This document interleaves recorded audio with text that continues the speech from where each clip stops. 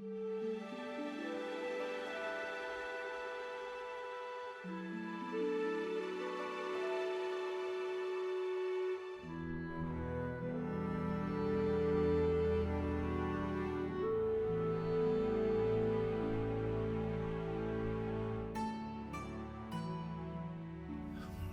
very dear friend of mine is a pottery restorer.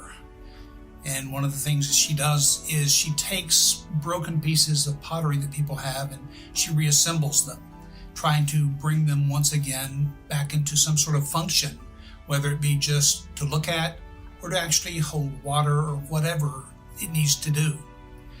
And she says that it's really, I'm not sure how to put this, but she said it's really important to know each piece of the pottery shards that you're holding and to look and examine them and spend time getting to know them so that you can figure out how they go back together.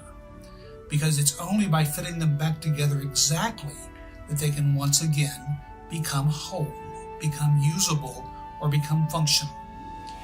And she told me about the Japanese have a type of restoration of pottery called kintsugi, which is taking pottery and reassembling it with a glue that is then dusted with either gold or silver powder.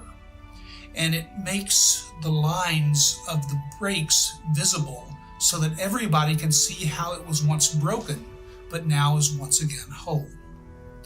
And that's kind of what we're trying to do with our lives right now.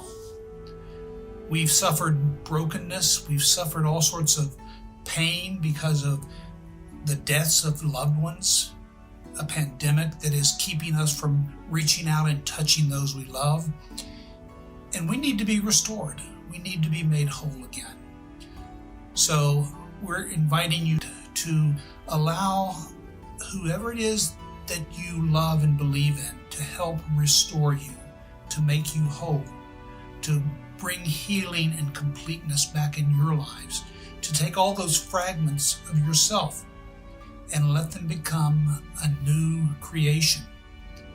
And one of the unique things about that is that no two pieces of restored pottery are alike. Because in seeing, at least the Japanese model, the gold outlines, you can see the uniqueness of each shard, of each piece, but it takes all of them together to become whole.